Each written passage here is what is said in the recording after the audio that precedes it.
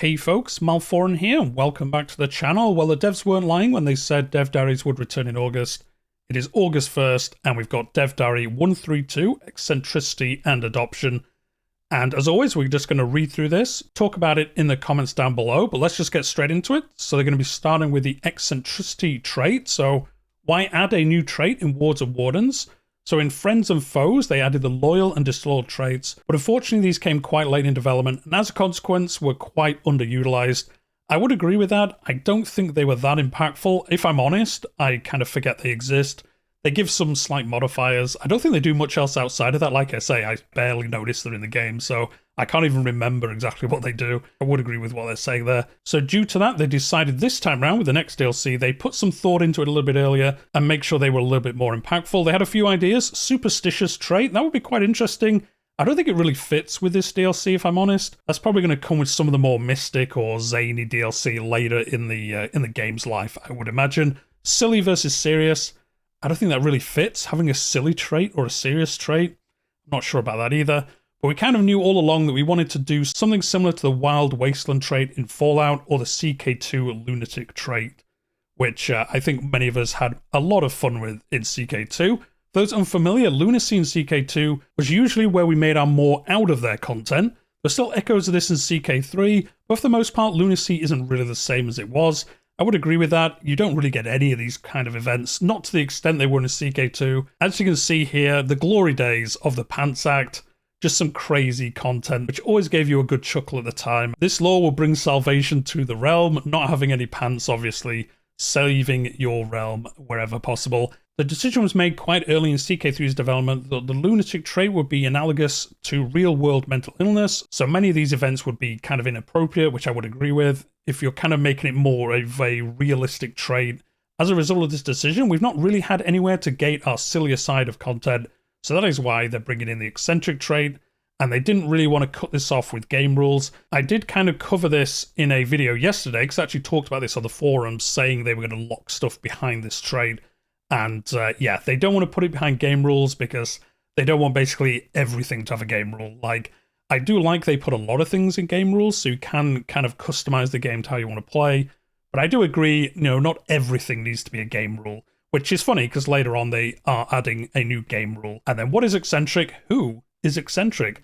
Eccentric is a personality trait, meaning it's an essential part of the character's personality. Eccentrics are erratic and irrational, but there's also method to their madness. And we've seen this before, I think, in a previous Dev Diary. The eccentric trait itself, -2 diplomacy, +2 learning, 50% more stress gain, but also 50% increase in stress loss. So you gain stress easier, but you also lose it easier. Monthly lifestyle experience +20%, which is pretty good. You can imagine this with the new tier 6 traits. You're going to be gathering lifestyle experience pretty quickly on these characters, potentially, especially with the other bonuses you can get. It'll be interesting to see if that gets balanced down, as it does say these are subject to balancing, as always. I wonder if that'll get moved down, although, to be honest, you're not going to have eccentric characters all the time, are you? So it is quite a nice bonus, to be honest, so I imagine it might actually stay where it is. And then opinion of other eccentric characters +10. You pretty much always get that with traits. If you have a matching trait, people like you more. And then Wards and Wardens, being all about children and childhood, made a perfect fit for a new personality trait. And as with other personality traits in the game, eccentric can be acquired during childhood. So the same as always, if you're the guardian of somebody, you can kind of push them into certain traits. And as you can see here, friend to animals can pick becoming eccentric. So I think I speak horse. Well, maybe he does. Maybe this French ruler does speak horse, or at least he thinks he does. So yeah, you can pick eccentric, and then you obviously can have these bonuses. And then to game or to ride, and again, you can choose eccentric. You can form a friendship with Emma Capet, and she gets an opinion modifier for you.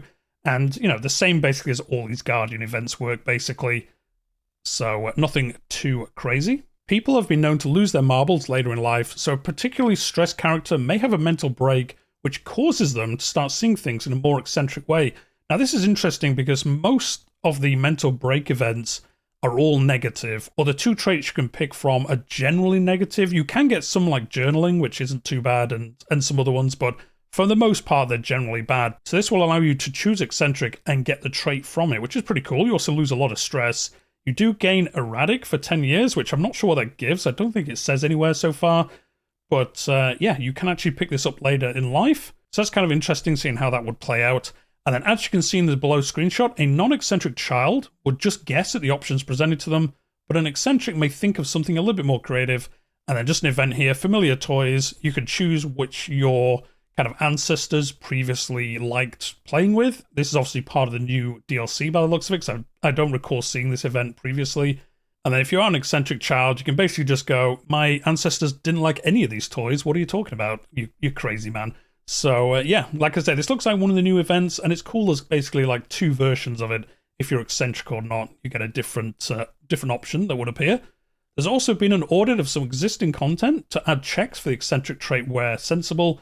The now infamous catapult event, for example, is now an eccentric event. As mentioned before, this was part of the video yesterday that I covered. They are locking some of the more crazy events behind the eccentric trait, which is, I think, a sensible thing to do.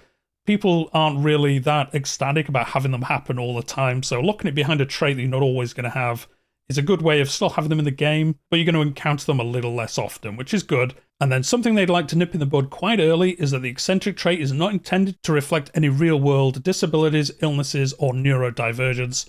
Basically just saying here, like, this isn't how we think this works in real life. We've just used this to have events in a certain way in a video game.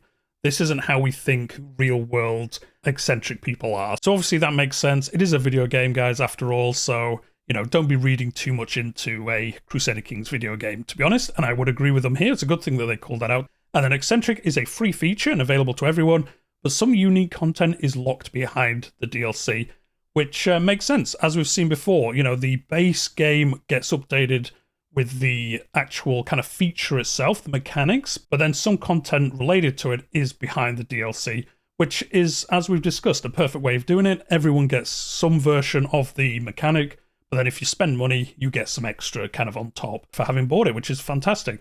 So there we go. That's the first one done. That's how the eccentric trait will work. And then we're on to adoption. So the next feature is going to be adoption. Now, many patches ago, we added this same-sex marriage rule, and ever since then, it's kind of been there, and we haven't actually made it that playable, basically, they're saying, because obviously if you're same-sex, you can't have children. So it's kind of a way to play the game, but not really, because you couldn't have children, so obviously it led to some frustration. So this is basically the way of fixing that. So who can adopt? Under the default game rules, as I said, they aren't actually adding a game rule, which we'll get to later. Adoption is available to characters who are in same-sex marriage, are childless, or elderly infertile, and compassionate characters. Compassionate has long been a weak trait to have. I would agree with that. It is a stress magnet if you are compassionate. It does lead to unintended consequences a lot of the time if you're not paying attention, which I am known to do on the channel. So it's nice to give them a powerful way to secure succession and bring talented orphans into their family. And as you can see here, the pop-up, you're inviting someone to be adopted to your house. Who can be adopted? Children can be adopted as long as they are not a ruler. They're not in prison or otherwise unavailable, which is good. You can't just steal children and then adopt them. Kind of forceful adoption. It's good they've kind of ruled that out, because that would get abused so much in the game if it was allowed. Nobody in their family is a ruler, and they're not part of your house, and they're not in a realm of somebody of their dynasty. So as you can see already, there's like, what, 5 modifiers there that they can't have. And, you know, that would lock them out from being adopted. This does mean you're technically allowed to adopt noble children, and children whose parents are still alive, but they are highly reluctant to say yes. And as you can see the screenshot here, you're trying to adopt, and they're like, no, one of my parents are still alive. I still love my father. And obviously that means, I guess, that his father's still alive. Now, they do have a plus modifier for their traits being similar, which is cool, actually. I wouldn't have thought about that.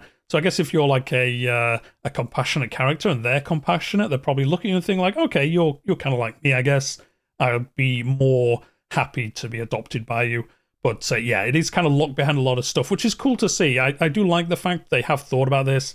They haven't just allowed you to adopt anyone, which I kind of feel is how it would have worked in CK2, if I'm honest. It would have just been in there and you could kind of just adopt anyone. But yeah, it's already locked behind these traits for yourself, and then these traits of the child. So there's a lot of things that kind of have to go right for you to be able to adopt anyone, which is great to see. Like, I wouldn't want this happening all the time, so I do like that it is kind of locked behind quite a few barriers. And then noble adoption. If you want to roleplay a culture where adoption is commonplace, as it was for some off-map and out-of-period cultures, so obviously some cultures that aren't in Crusader Kings 3 and didn't fit this timeline, but if you wanted to play as them, you can now take the noble adoption cultural traditions. So characters of this culture are able to offer adoption to children who are not directly related to any rulers. Characters of this culture can adopt without spending any prestige or renown, as we've seen up here, cost prestige and renown. So it's basically free, I guess, to adopt people.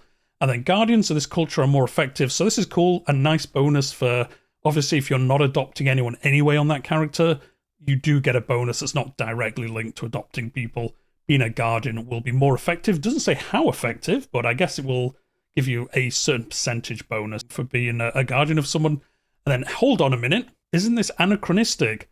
Definitely nailed the pronunciation there. Sort of. Whilst adoption amongst nobility was exceptionally rare, it wasn't completely unheard of. As such, we've restricted access to adoption quite a lot as described, and the AI is quite reluctant to do it, which, as we've talked about above, it's great they've thought about this, and they have locked it behind quite a lot of stuff, and then basically saying the AI will basically never do it, I guess. It would have to be a very good set of circumstances for the AI to even think about doing it, so we're not going to see this run rampant. Well, I'd hope not anyway. We'll see, obviously, once it comes out, if it leads to any craziness, but they seem to have thought about it and seem to have kind of implemented it in a way where it isn't going to happen, but we shall see. And then, can the restrictions be loosened? Absolutely. Adoption comes with 3 new game rules that can forbid it or make it easier, and then, as they say, default, as the rules said above, always allowed, you can always do it. Actually disables achievements if you do this. I guess it would make sub-achievements quite easy, and then forbidden, nobody can do it, which is good. You know, if you don't want this, if you don't think it kind of fits into Crusader Kings kind of time frame, you can just forbid it, and it's the same as now, doesn't exist. It's good they've put those in there, kind of customize the game to how you want to play. And then, just like the Eccentric Trait, adoption is part of the free update coming with Wards and Wardens. The base feature is free, although I suppose there will be no kind of special version of this. I guess basically in its entirety, adoption will be free. So fantastic, even if you're not picking up the DLC, you can have access to this. And that is coming on August the 22nd. And then next week, we're going to talk about new court position and share some details about what to expect in this event pack. So a new court position, I'm not sure what this will be. It's got to be some kind of position related to children in your court. So I imagine it's going to be some kind of, I don't know, like nursery nurse or something. We'll see obviously next week. And then what else to expect from the event pack? I guess this is just going to be a overview of the events. I think they've already announced kind of the other features of the DLC, unless they're going to surprise us with something next week. Obviously, we will see. So on that note, we're going to leave it there. Let me know what you think in the comments down below. Do you like what you see? I quite like the adoption system. I'm glad it is kind of, as I said, kind of gated off as much as it is to prevent it getting too crazy. But I do like that it allows different playthroughs to happen where you wouldn't usually be able to have children yourself. And then the Eccentric Trait, I like that. I like how they're adding that in and then kind of using that to kind of divide out content that is a little annoying when it's constantly being spammed. But if you are an eccentric character, it kind of fits better. So it will make those playthroughs as well a little bit cooler where you are eccentric and then you have all these weird events happening. So overall, I like both these. And as I say, they are free. So, you know, you all can get a go and see what they're like. But yeah, we'll leave it there. Hit like if you've enjoyed the video today. It helps other people find the channel in the future. And if you are new here, I cover the dev diaries. I do news and discussion videos for Crusader Kings. We also do narrative campaigns on the channel. At the moment, we're doing Rise of the Gurids, trying to do that achievement. But yeah, we'll leave it there for today, and I'll see you in the next one.